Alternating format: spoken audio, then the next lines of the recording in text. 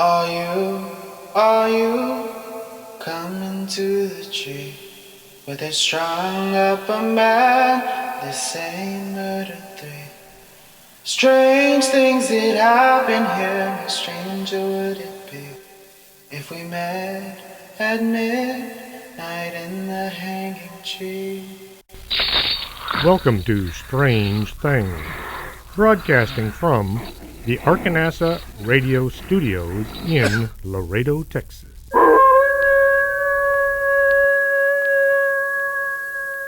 And welcome to the show. I'm your host, Chris James. Well, the other day I went to the gym, trying to keep my body in some kind of a shape other than round, and there was a little white dog kind of thing looking beast sitting by the staircase, and people had put some food and some water out for him, and they were hoping his caretaker, owner, whoever would come by and reclaim him. Well, it was rather obvious this dog hadn't been inside in quite a long time by the way his matted fur was. Well, I did about an hour workout hoping that the owner would come, but alas, when I walked outside, the dog was still there, so... Well, now me and my wife have a new dog. It took over an hour with a pair of heavy-duty shears to remove all the huge clods of hair. The dog's about half as big now as he was when I found her. But, like I said, now we got a new dog, so... I guess that's how you get pets. At least that's how we get pets. You pick them up on street corners, or they wander up and start living in your lawn, and the next thing you know, you got another animal. Well, tonight we're going to be talking about things that fell from the sky. Charles Fort was born August 6th, 1874, and he lived until May 3rd, 1932. He was an American writer and researcher who specialized in anomalous phenomena. The term Fortean and Forteana are sometimes used to characterize various phenomena that go unexplained. I used to read Fortean Times all the time. It was printed in England, which is odd since Charles Fort was from Albany, New York. He did spend a few years in England so he could have easy access to the British Library. I would ask for Fortean Times because it didn't fit into any of the normal magazine categories. Without fail, the person I asked would show me a copy of 14 magazine. I would have to explain that Fortean was UFOs and ghosts and things like that. If you saw me at the bookstore, you'd immediately think, this guy's into strange things. I wear a t-shirt with either Bigfoot or a UFO on it. I don't look like the kind of guy that's into teenage anything. I would even overpronounce the name, Fortean, and still I'd get some teenage magazine. Well, the funny thing is, Charles Fort said he was very much against joining any society created in his name. The Fortean Society was launched in England, and he never joined. Examples of some of the odd phenomena in Fort's books include many occurrences of the sort variously referred to as occult, supernatural, and paranormal. Reported events included a teleportation, a term that Fort invented, a spontaneous human combustion, ball lightning, another term invented by Fort, poltergeist events, unaccountable noises and explosions, levitation, unidentified flying objects, unexplained disappearances, giant wheels of light seen in the ocean, and animals found outside their normal range. Things like phantom cats, or as in England they call it ABCs, abnormally big cats. Fort was also very interested in frogs, fish, and inorganic material that fell to Earth for no known reason. Charles Fort could be referred to as being a scientist. A scientist is someone who is studying or has expert knowledge of one or more natural or physical sciences. Today, a lot of scientists fall under the definition as someone who toes the party line and doesn't want to make waves. Too many of them are afraid to look into anything out of the ordinary. Bigfoot, UFOs, ghosts, all fall under what the normal folks call fringe or pseudoscience. A lot of these folks will begin a study by already deciding what the item absolutely cannot be. That red stuff falling from the sky is anything except blood. Usual events, or unusual events, I should say, such as a rain of blood, were considered a bad omen in antiquity. These beliefs persisted through the Middle Age and well into early modern times. Throughout northern and western Europe, there are many cases of rains of blood, which were used by writers to foretell bad events were about to happen. Anglo-Saxon chronicles tell about there was a bloody rain in Britain. Milk and butter were turned to blood. This led to King Lothari of Kent dying. Tatlock suggests that although the Chronicle of King Lothari was written long after the events, he believes it may have been based on historical truth.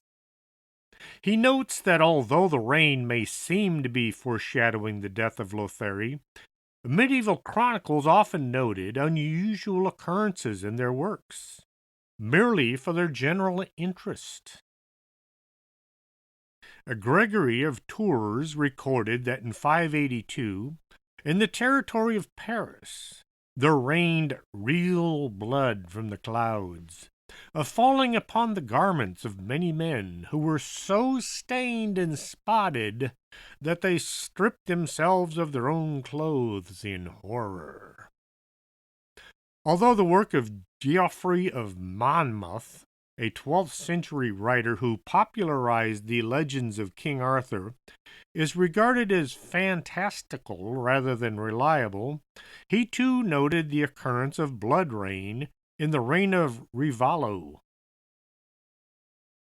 In Germany, a shower of blood was one of several portents for the arrival of the Black Death that ran from 1348 to 1349. Better known as the Black Plague. The phenomenon gained exposure to a wide audience in the 16th century during the Renaissance, when it was used as an example of the power of God. Literature used the phenomena, such as blood rain, as cautions against immorality proliferated across Europe. This writing of warnings began in Italy. In Germany, such works were particularly popular among the Protestants. Events such as blood rain were still treated with superstition, being referred to as demonstrations of godly power. Nicholas Cloud, Fabri de Persec, was one of the few who proposed natural causes after hearing of a bloody rain in Ox-en province. He suggested it was caused by butterflies. Nicholas had no proof of this theory. He just went with the simplest, fastest idea he could come up with. Well, France doesn't have very many red butterflies. Most are orange or yellow. There's a few other colors. Although his theory would later be rejected, he helped lay the foundation for others to try to remove superstition from explanations of this weird phenomenon. In Europe, there were fewer than 30 recorded cases altogether of blood rain in the 13th, 14th, and 15th centuries. But then there were 190 in the 16th and 17th centuries. Blood rain was seldom reported until 2001, when India had a really bad downpour. They call it the Kerala red rain phenomenon, and it was a blood rain event that occurred from July 24th and ran until September 23rd, 2001. There were daily heavy downpours of red-colored rain falling from the sky. Kerala is one of the southern states in India. The rain even stained clothing red. The color would eventually fade to pink, so there were lots of people with pink clothes. Kind of like that time I washed my stuff. My red socks got mixed in with everything else. Not a good idea. Yellow, green, and black rain was also reported during the time. A colored rain had also been reported in Kerala in 1896. And several times after that. There was also a blood rain in June of 2012. Samples of the rain were taken and sent off for analysis. After intense analysis at 2 labs in the United Kingdom, astronomer Chandra Wickramasinghe, who studied the cells, along with microbiologists at Cardiff University, said that as the days passed, I'm getting more and more convinced that these are exceedingly unusual biological cells. The red rain cells of 2001 multiplied while under extreme heat, and they were found to contain no DNA. DNA can be found in any part of the body, from hair to saliva. Blood samples are often taken because blood contains a large amount of DNA. Since blood comes from the interior of the body, it will have fewer factors to interfere with the harvested DNA. In 2001, numerous people observed red rain falling over Kerala in the southern tip of India during a 2-month period. One of them was Godfrey Lewis, a physicist at nearby Cochin University of Science and Technology. Intrigued by this phenomenon, Lewis collected numerous samples of red rain, determining to find out what was causing the contamination. He thought that perhaps sand or dust from some distant desert. However, he found no evidence of either of these. Instead, the rainwater was filled with red cells that looked a lot like conventional bugs found on Earth. What was strange was that Lewis found no evidence of DNA in these cells either, which would rule out most kinds of known biological cells.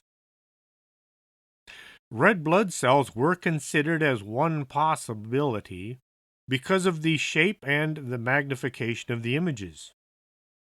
They theorized that maybe the DNA had been destroyed by the rainwater.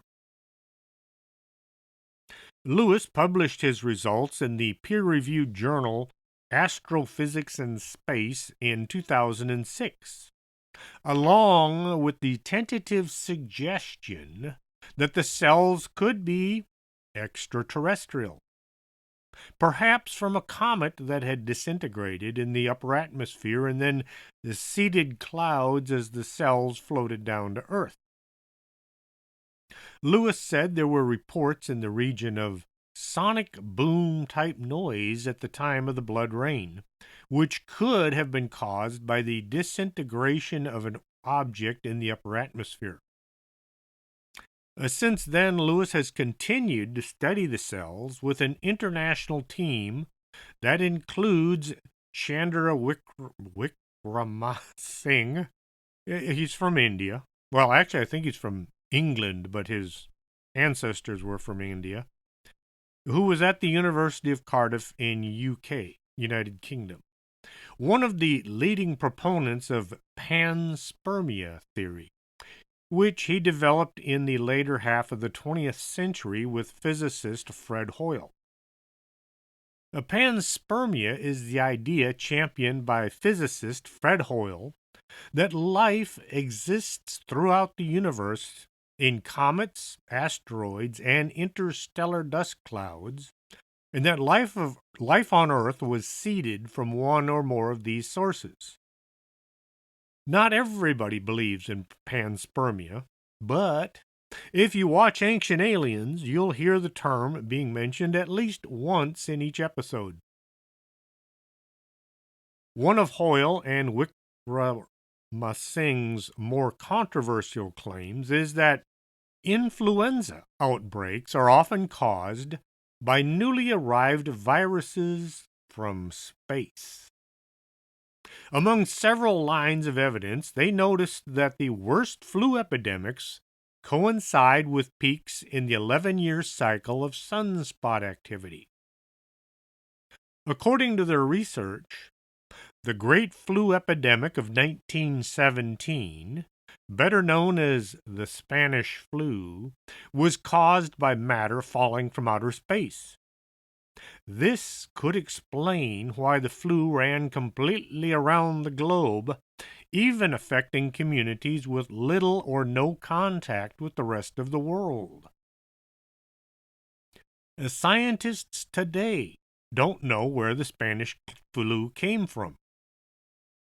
The soldiers at Fort Riley, Kansas were among the first to contract it, but where did it actually come from is anyone's guess. For those of you that didn't catch the June 29th, 2018 show on the Spanish flu, well, soldiers began to report the sick call at Fort Riley. Headaches, nausea, muscle aches. The doctors handed out aspirin and then sent them back to their barracks. More soldiers became sick, and the guys in charge suspected this was some kind of German sabotage. After all, World War I was still raging in Europe. Men were shipped out to any forts in the area, only to become sick once at their new station. Then, people began to die. The soldiers were shipped overseas to feed the war effort. Next thing anyone knew, Europe was being overrun with this mystery disease. The war was still on and a news blackout was enacted. No one was to talk about anybody getting sick, let alone dying. Spain was neutral during the war. Their newspapers printed articles telling about how thousands of people were sick and dying. Since Spain was the only country talking about the disease, it became known as the Spanish flu. 50 to 100 million people died from the Spanish flu. The scientists still don't know where it came from or why it killed so many people. Maybe it did fall from the sky. The next story reminds me of a scene from The Hitchhiker's Guide to the Galaxy. The infinite improbability drive would cause all kinds of improbable things to happen any time it was switched on. To avoid being blown up by missiles launched from Megrathea, the drive was flipped on and the missiles became a whale and a bowl of petunias, which were both falling towards the planet below. The whale impacted with a resounding crash. The bowl of petunias said, Oh no, not again. If you haven't read the book, or at least watched the movie, you probably don't know what I'm talking about. Then again, the movie didn't explain about agrajag either. Not going to tell you what that means. You'll have to go read the book. Biologists were baffled to discover the body of a humpback whale laying in the jungle of Brazil. This happened in February, and men working in the area spotted vultures circling something, so they went to investigate. Once they arrived, they found a 38-foot whale. It had come down in the jungle, but nobody knew how or why. One theory was that the whale was washed inland by a storm. Maybe. Whales weren't seen along the coast before the storm, but this was far more palatable than thinking the whale fell from the sky. The folks assigned to clean up the mess, not clean up the whale, but the stories going around, said, "We're still not sure how it landed here, but we're guessing that the creature was floating close to the shore, and the tide, which was pretty considerable over the past few days, picked it up and threw it inland, into the mangrove swamp." Along with this astonishing feat, we are baffled as to what a humpback whale is doing on the north coast of Brazil during February, because this is a very unusual occurrence. It's unusual to have a whale around Brazil in February, and it's unusual to find a whale in the middle of the jungle. Instead of falling from the sky, they say that the whale surfed inland on a huge tide and then crashed into the jungle. You would kind of think this would happen more than once if this ever happened at all. I think maybe there's something else going on here, but you know, scientists, they never look outside of any boxes. Thousands of live earthworms were seen falling from the skies of Scotland. A rare phenomenon being reported across large swaths of the country. A biology teacher discovered the worms on the surface. Oh, correction, I'm into the wrong story here. Thousands of live earthworms falling from the sky in Norway. A rare phenomenon being reported across large swaths of the country to the north. A biology teacher discovered the worms on the surface of the snow while he was skiing in the mountains near Bergen at the weekend. Numerous reports have been coming in after he told his story, and there have been sightings of worms falling from the sky. A teacher, Christine Erstad, told Norwegian News website, "When I found them on the snow, they seemed to be dead. But when I put them in my hands, I found they were alive." Initially, he thought they had wiggled their way through the snow, but he dismissed this when he realized it was up to a meter deep in some places.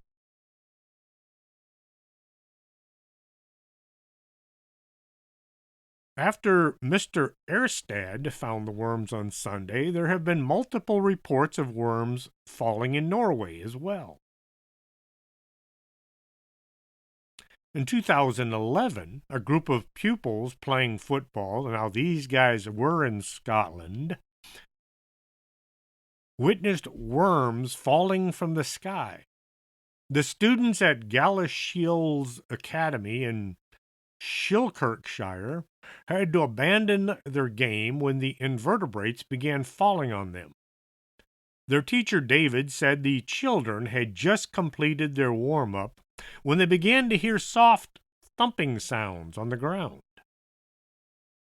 The class looked up to the cloudless sky, only to see worms falling towards them. The incident in Galashiels is believed to have been caused by freak weather over a nearby river that had lifted water and worms, carried them over the school, and then dumped them. Similar events were recorded in 1872 in Somerville, Massachusetts, in 1877 in Christina, Norway, and in 1924 in Halmstad, Sweden. In 2007, a woman was crossing a road in Louisiana when large clumps of tangled worms dropped from above. This would be far better than having a whale fall from above. The experts tried to say the worm fall was caused by a tornado sucking up water from a nearby stream. Worms don't live in the water. They live in the dirt. That's why they're called earthworms. And if the worms had been sucked up by a tornado, why were just worms falling, but no dirt? I don't think all the scientists really know what's going on. March 3rd, 1876, in Olympia Springs, Kentucky, it was raining meat. 2 to 4 inch squares of meat that looked like beef came falling from above. The unexpected rain of meat landed in Alan Crouch's yard. When folks heard about this bizarre occurrence, they came to see if it was true. This led to a few guys asking to try the meat to see how it tasted. So, the meat was cooked up and served to these 2 curious men who both said it tasted like mutton or sheep. Some samples were saved and sent off for closer examination. I make it a policy to never eat anything I'm not relatively sure of. Having eaten at a few Chinese restaurants, I can't say for sure I always know what I was consuming. Meat falling from the sky is right off my diet. Food falling from above is questionable. The Royal Microscopic Society announced that the meat just might be human. Everything in Britain is named royal. The Royal Navy, the Royal Post, Royal Bathroom. Yes, the Royal Microscopical Society. I picture guys dressed up in Burger King costumes looking into microscopes. They said that the meat looked like human infant lung tissue.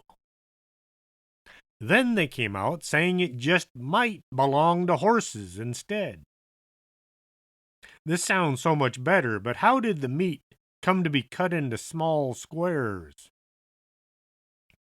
The Royal Microscopical Society went on to say the most probable theory was that a large pack of buzzards had probably just eaten a pack of dead horses, and when one of them expelled the meat, all the other buzzards decided to join in. A major vomit fest from above. Last time I looked, buzzards didn't make it a habit of cutting their meat into squares. This, combined with buzzards eat rotting meat. The guy who volunteered to eat the meat from above would have been put off by the smell.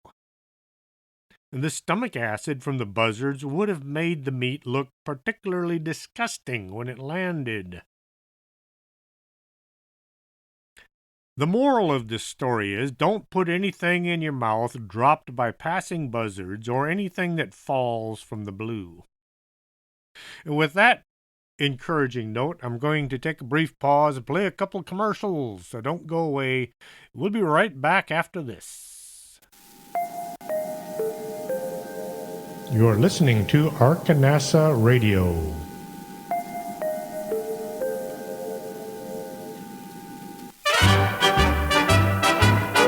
Did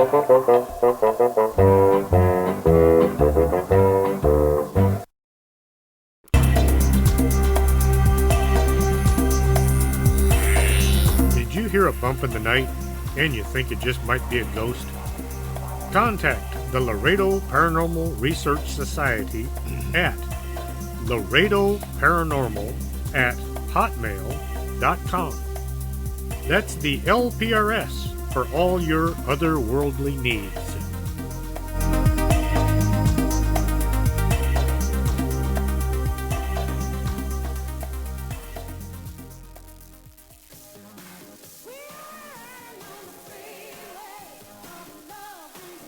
Do you have skin?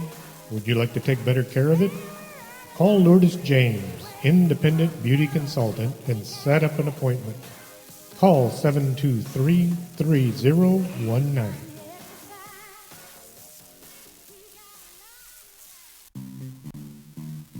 If your vision isn't what it used to be, and you're not sure you're seeing Bigfoot or just your neighbor mowing his lawn, stop on by Del Norte Optical, 107 Calle del Norte, just across the street from the Embassy Suites.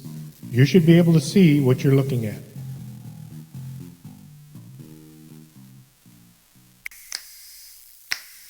Coffee makes the world go round. And around here, we have the Organic Man Coffee Trike, 4501 McPherson, Suite number 9. If you're not looking for coffee, try their tea. It's the best in town. And remember, life is too short to drink bad coffee.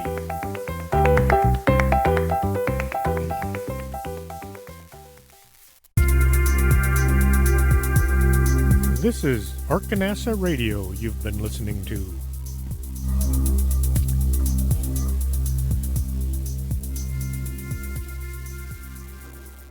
And welcome back to the show. June of 1997, it was raining frogs in Villa Angel Flores, Mexico.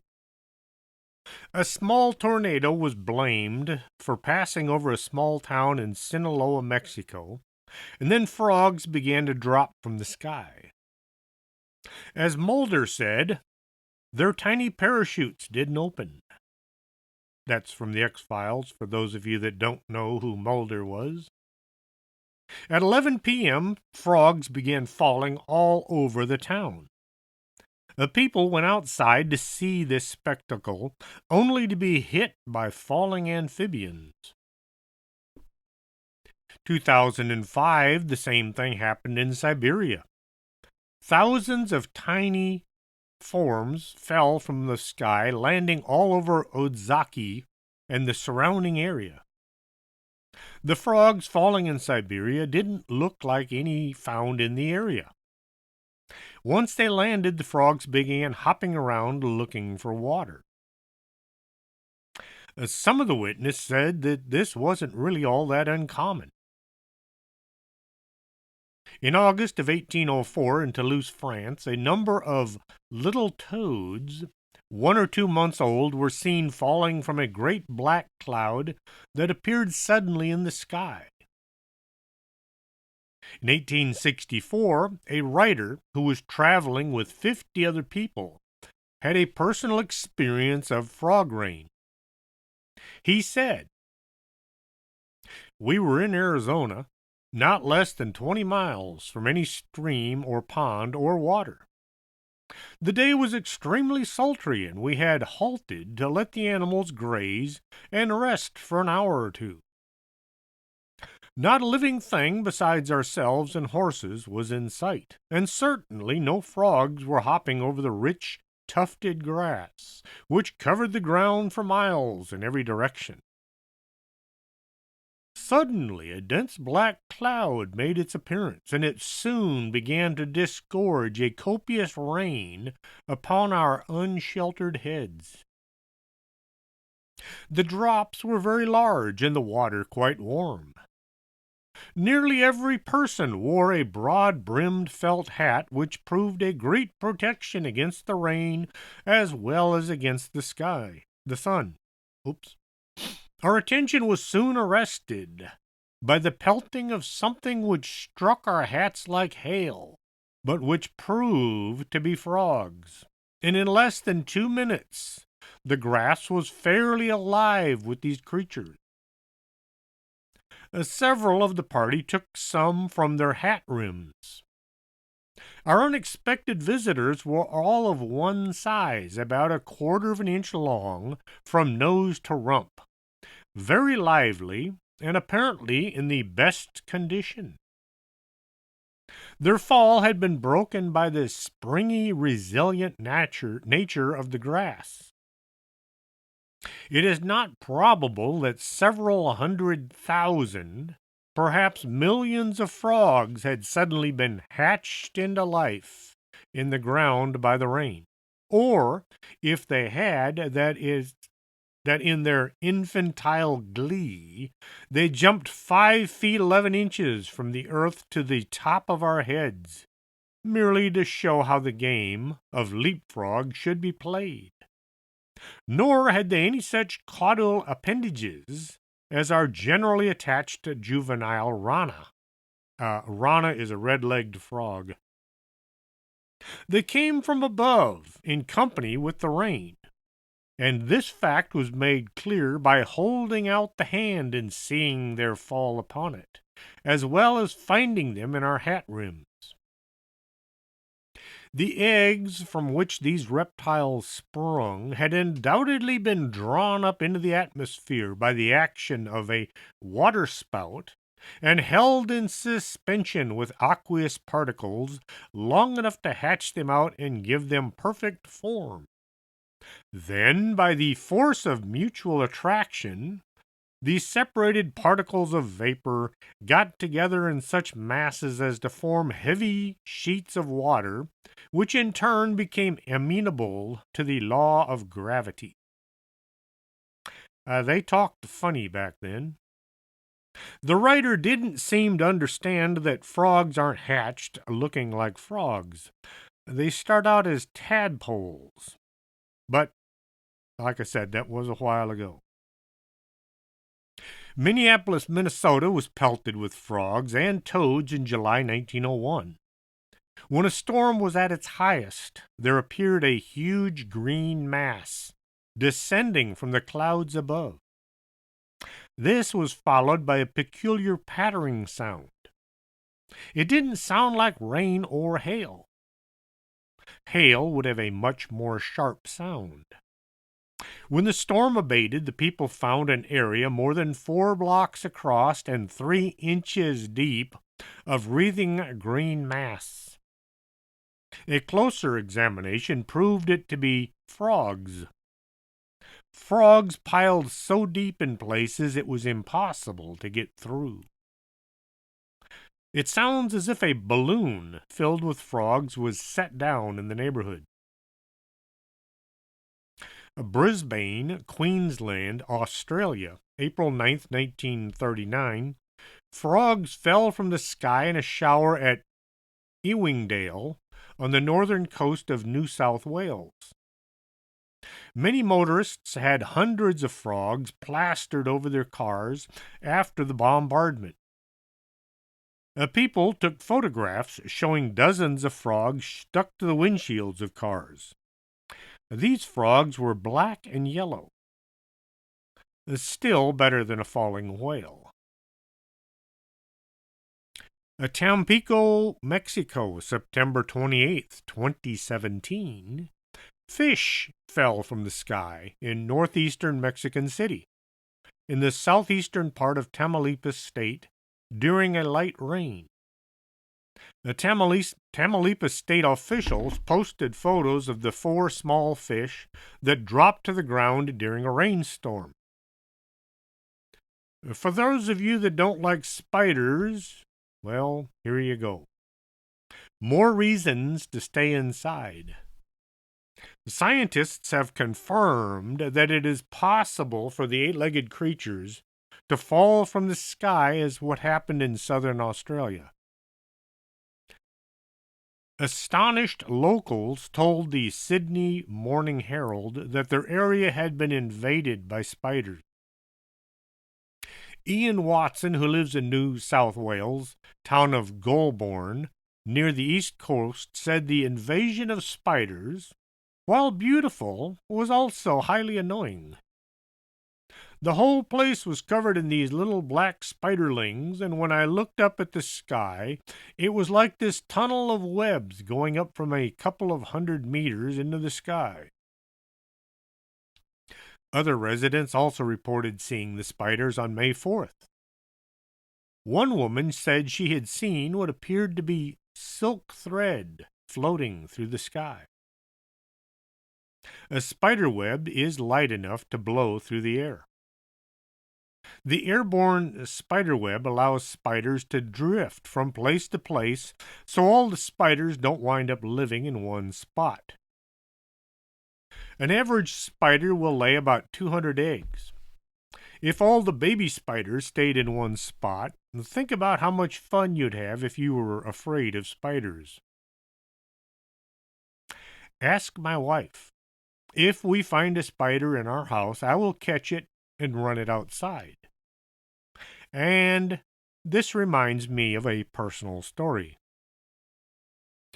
I used to be a paramedic. We did a lot of training out on Mines Road at the Fire Department Training Center. One fun thing we did was bring in members of the military, usually the Navy or the Army. Then we would get the students from Job Corps to come out to play patient. We would apply makeup and prosthetic wounds so the kids looked like a train wreck, literally. We would teach them how to act depending on what their injuries were.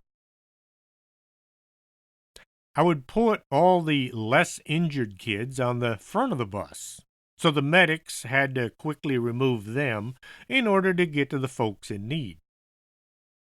What we call walking wounded. Yellow and green cards for those of you in the know. This is a reversal of an actual bus crash. The folks in the front are usually in the worst shape. Once we had all the kids loaded on a bus, our Border Patrol medics would show up and have to deal with the scene. Those kids really got into character. Some would start crying and look as if they were about to pass out. Once everybody was off the bus and treated, the kids would snap out of their play acting. It was amazing to watch as what looked like dying people would jump to their feet like magic.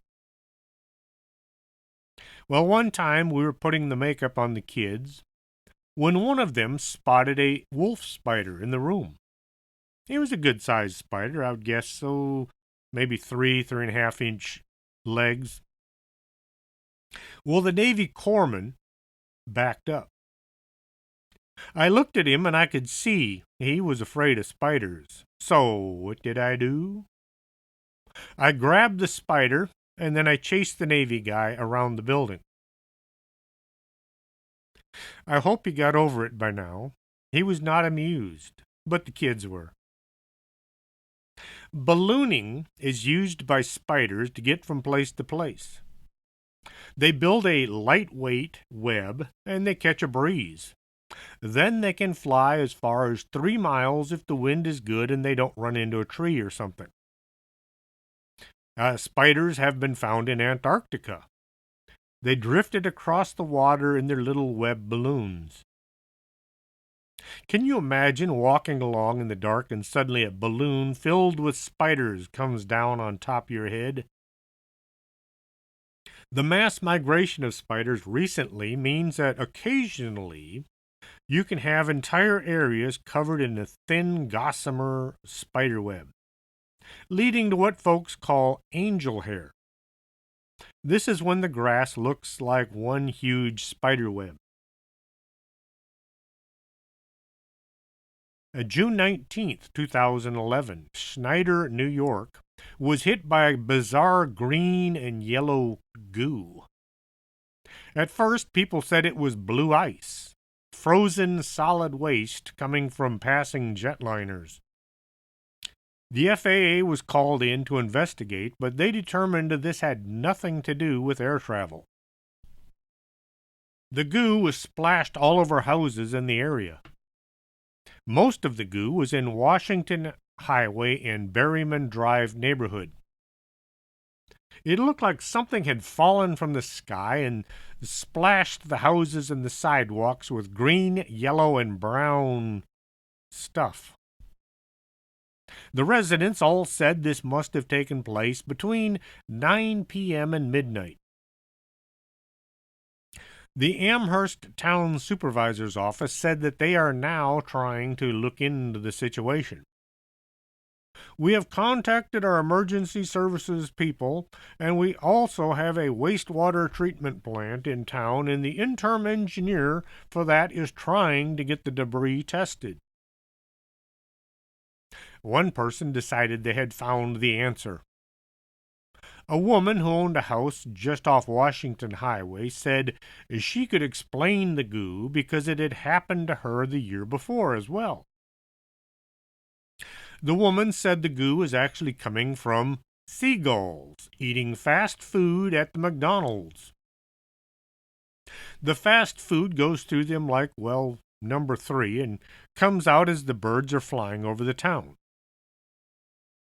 The woman said she had contacted the local fast food restaurant and asked them to patrol their parking lot looking for French fries that were being eaten by seagulls. She said the restaurant complied and the goo cleared up. The woman suggested contacting the restaurant once more and getting them to clean up the parking lot to make the goo situation go away. Some bird experts who examined the pictures of the goo agreed that the mess did kind of resemble bird droppings. The splotches we see on the siding are consistent with what we would expect from a large flock of birds, such as European starlings, a species that is found in large numbers in upstate New York at this time of year. After seeing additional videos showing green and yellow gunk on homes, the bird experts changed their mind, saying this was something unknown. The size and the shape of the goo was not consistent with seagull or any bird that lived in the area. So the town is still waiting for somebody to come up with an answer as to what was being dumped into their homes at night. It kind of makes me wonder, don't you think somebody would get a couple of samples of this stuff, look at it through a microscope and say, this goo is something? Instead, they keep saying they don't know what it is. In the town of Oakville, Washington, August 7th, 1994, it began to rain sometime around 3 a.m. It rains in the Pacific Northwest like it doesn't rain in Laredo. We don't get much rain down here. Well, considering what fell from the sky, maybe this is a good thing. Oakville was being pelted with a whitish, jello-like substance. I already used goo, so let's call it snot. Not snot like you have a cold, snot like you just came out of the gas chamber in basic training. If you never went through basic, it's hard to describe. It's like Niagara Falls is being rerouted through your sinus cavities. It's unbelievable how much snot you can produce after inhaling a room full of CS gas. The whole front of my BDUs was a whitish snot river. Okay, the snot won't do because the stuff falling from above was clear. The substance was a clear, gelatinous mass. A police officer was out doing his rounds when the rain began. He was amazed that what was falling was more solid than rainwater. His windshield wipers smeared the stuff across the windshield instead of wiping it away. A woman stepped outside to see what was falling from above. She began having a difficult time breathing, and her daughter rushed her to the hospital. The emergency department couldn't figure out what was wrong, so the daughter returned home and collected a sample of the stuff still laying in her yard. The substance was examined under a microscope, and the lab techs were all amazed to see the stuff had white blood cells in it. By the next day, several folks living in the town had become sick. They all were having difficulty breathing, vertigo, blurry vision, and nausea. Pets that had had contact with the stuff became sick and died. Nobody could figure out what this stuff was or where it had come from. The lab techs sent samples to the health department, who determined the stuff looked like it was alive at one time. Did you see the movie The Blob with Steve McQueen? It came out the year I was born, but it was on TV quite a lot back in the day. Back when you had the midnight TV hosts like Elvira and Crazy TV Lenny and some of the others. That blob was a reddish-brown color, though. The Washington State Department of Health collected samples to see if they could figure out what was falling from the sky. There, it was discovered that the material had 2 species of bacteria inside of it. One of these bacteria were common to the human digestive system. This led to the assumption that the material may have come from a passing airline. However, FAA rules require all waste is dyed blue. That's why they call it blue ice. The substance found in Washington was clear. It's also against regulations to dump this stuff from a plane while flying anywhere, but it does come out once in a while. Another test of the substance revealed ucarylate cells, which signified that the substance had been alive at one time. This led to yet another theory, which suggested Air Force weapons testing in the Pacific Ocean had destroyed a colony of star jellyfish and sent them into the air, where they landed in pieces on the town of Oakville. I really worry about some of the people that come up with these ideas. It's like, do they really expect people to believe it? And then people go ahead and believe it. Kind of like it was a weather balloon. Well, people are sometimes anxious for an explanation to an unknown occurrence. And when somebody comes out and says, you name it, swamp gas, weather balloon, people are actually relieved to hear an explanation, no matter how bizarre and how unbelievable it is, because it sets their minds at ease. Because now they don't have to believe that there's unexplained things going on. Anyway, although the Air Force did say that they had been conducting tests at that time, they denied any involvement in the rain of stuff incident. Now, some residents didn't notice slow-moving military aircraft conducting maneuvers over the town. This led to speculation that the citizens of Oakville may have been part of a government experiment, perhaps testing some kind of biological weapon. This mystery still remains unsolved and will probably remain that way since there are no more samples of the strange blob. The really weird part is that the stuff fell from the sky on many occasions after 1994, but only in the Oakville area. With all that stuff falling from the sky, there are no samples left to examine? All the samples were sent in for scrutiny, and nobody has come up with an answer. The idea of this being some form of military test is beyond what some folks are willing to accept. Our government would never test weapons on civilians, or would they? When the U.S. entered the nuclear age, it did so recklessly. New research suggests that the hidden cost of developing nuclear weapons were far larger than previously estimated, with radioactive fallout responsible for 340 to 690,000 American deaths from 1951 to 1973.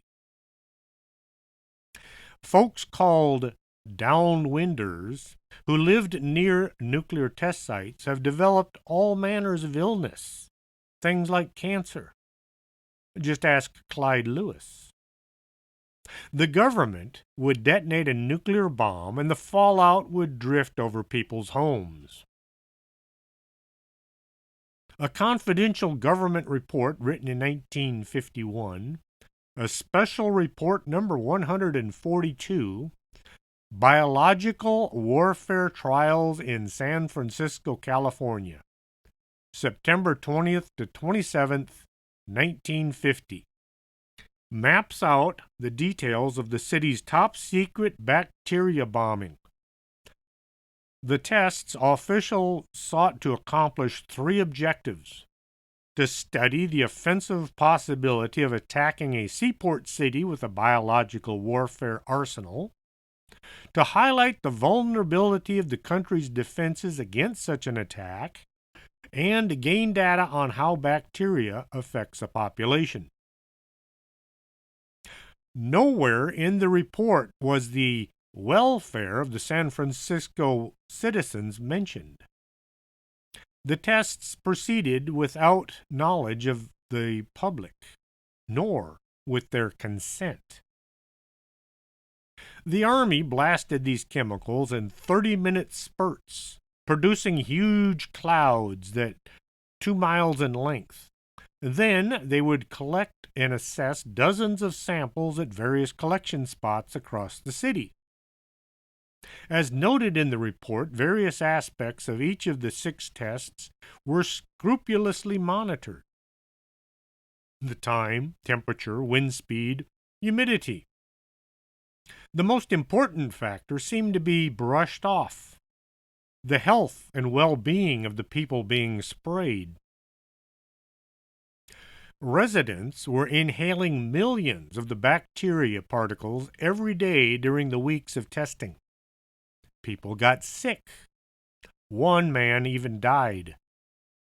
Some folks won't think much about just one death, unless it was somebody you knew, maybe your family. Yet the government conducted tests on civilians all the time.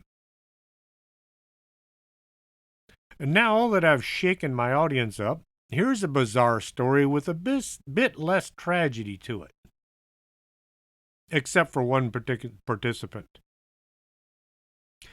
1997, a Japanese fishing trawler was rescued by a Russian patrol boat in the Sea of Japan.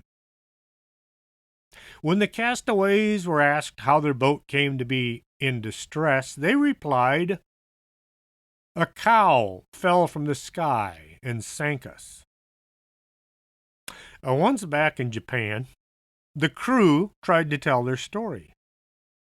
Not believing their story, the fishermen were immediately arrested and thrown in jail.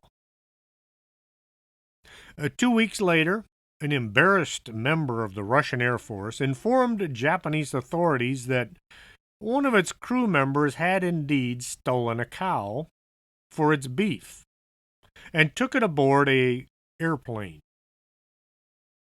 This particular cow, just like all of its fellow cows, wasn't really happy to find itself airborne. The cow began stomping and crashing about the inside of the plane. The crew of the plane realized if the cow continued acting up, the flight was going to come to an abrupt end. Nothing worked to get the cow under control, so the crew opened the door and pushed the cow out at 30,000 feet. Cows don't like flying, and I'll bet they don't much care for skydiving either. A terminal velocity is the maximum velocity attainable by an object as it falls through a fluid. Air is the most common example. Yes, air is considered to be a fluid. It occurs when the sum of the drag force of the buoyancy is equal to the downward force of gravity acting on the object. Since the net force on the object is zero, the object has zero acceleration. A human falls at 120 miles an hour. A cow will go a bit faster, coming down at 140 miles an hour. Yes, believe it or not, there is a way to calculate the terminal velocity of a cow. So the cow was traveling at 140 miles an hour as it came into contact with the fishing boat. It's just too bad nobody had a camera growing at the moment. You can go to YouTube and you can find videos of the people talking about the incident, but nobody has any video of the actual cow free falling, hitting the boat. The fishing boat was damaged very badly by the impact. The cow was damaged even worse. Just trying to picture it in my mind. Normally, a cow can run at about 5 miles an hour, so this gal was really booking it. Try to imagine you're sitting there in your boat, having a wonderful day fishing, and suddenly you get hit by a falling cow. But still better than a falling whale. Hope you enjoyed tonight's show. If you did, tell your friends. I can always use a larger audience. If you didn't like it, well, don't talk about it because nobody wants to hear that negative stuff. With that, this is Chris James for Strange Things. Till next Saturday. Are you coming to the tree where they strung up a man, the same murder three? Strange things that happen here, no stranger would it be if we met at midnight in the hanging tree.